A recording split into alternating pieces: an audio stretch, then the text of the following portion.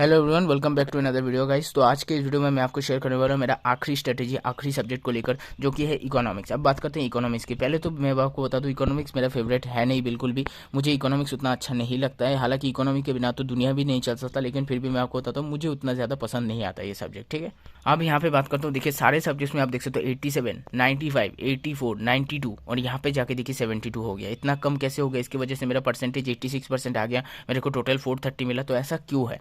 क्यों मुझे इसमें लेटर नहीं मिला? मेरा स्ट्रेटेजी कैसे फेल हो गया?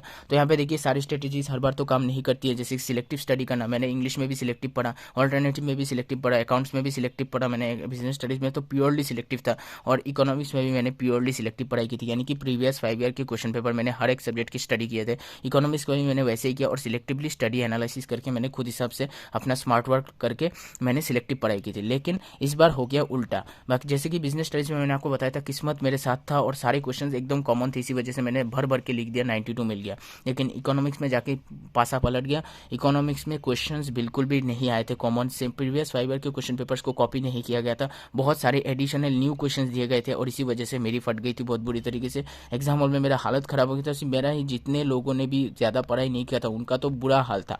मेरे अच्छे अच्छे दोस्तों ने सिर्फ 65, 70, मुश्किल से मुश्किल 72 स्कोर किया है, इससे ज़्यादा कोई कर ही नहीं पाया। और मैं भी उसी कैटेगरी का था, मैंने भी उतना ही स्कोर किया, 72 मुश्किल से मैंने बहुत स्कोर किया, क्योंकि क्वेश्चन पेपर काफ़ी ज़्यादा टफ हुआ था। जैसे कि मैंने आपको बताया था, अकाउंटेंसी का पेपर हर एक ईयर में ऐसा होता ही है, कॉमन है कि एक पेपर टफ होगा ही। अगर accountancy and business studies easy हुआ है तो इकोनॉमिक्स टफ होगा, और इकोनॉमिक्स और बिजनेस स्टडीज़ ईजी हुआ है तो अकाउंटेंसी टफ होगा। तो हमारे टाइम में क्या होता, 2019 में अकाउंटेंसी एंड बिजनेस स्टडीज़ काफ़ी ईजी हुआ था। मैंने आपको पहले भी बताया था, सारे के सारे क्वेश्चन कॉमन दिए गए थे प्रीवियस 5 ईयर को देख देख के। तो मतलब आराम से हमने कर लिया, दोनों में 90 स्कोर कर लिया। लेकिन इकोनॉमिक्स में पासा पलट गया।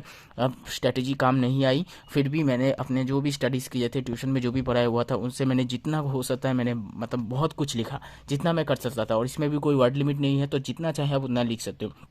डिफरेंस कर्व एनालिसिस हो या जो भी मार्केट डिमांड हो, ये सारी चीज़ें मैंने भर भर के लिखा था। और इकोनॉमिक्स में भी 2 पार्ट होते हैं, पार्ट ए पार्ट बी। तो पार्ट ए में मैंने ज़्यादा फोकस किया था, स्टैटिस्टिकल पोर्शन को मैंने ज़्यादा प्रेफर दिया था। और मैक्रो इकोनॉमिक्स में ज़्यादा नहीं पढ़ता था, क्योंकि मैक्रो इकोनॉमिक्स बहुत वास्ट होता है और बहुत ज़्यादा थ्योरी आपको पढ़ना पड़ता है। ठीक है, माइक्रो इकोनॉमिक्स इन कंपेरिजन कम पढ़ना पड़ता है, ज़्यादा नहीं पढ़ना पड़ता। तो मैंने माइक्रो इकोनॉमिक्स में ज़्यादा फोकस किया था, मैक्रो इकोनॉमिक्स को मैंने अवॉइड किया था। हालांकि जो लोग मैथ्स में वीक हैं वो क्या कर सकते हैं, मैक्रो में ज़्यादा फोकस कर सकते हैं, माइक्रो में कम कर सकते हैं।